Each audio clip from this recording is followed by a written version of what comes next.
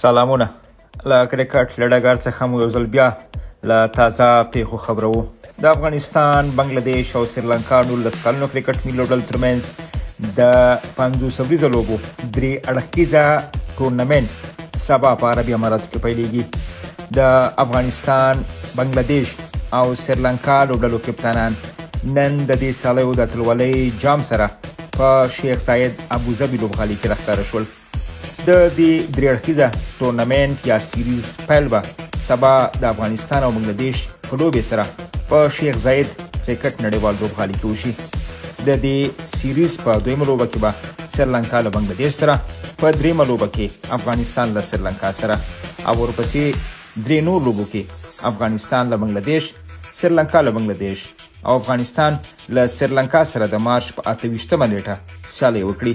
د دې درې اړخیزه سیریز فاینل لوبه د مارچ میاشتې په 30مه نیټه په ټالرنس اوول کرکټ لوبغالي کې ترسره شي.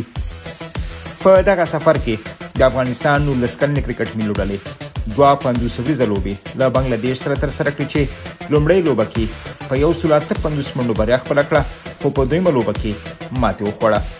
د دې درې اړخیزه او د بنګلادیش سره د سیالۍ وروسته به افغانستان له سریلانکا 19 کلنې کرکټ ملي لوبډلې سره هم د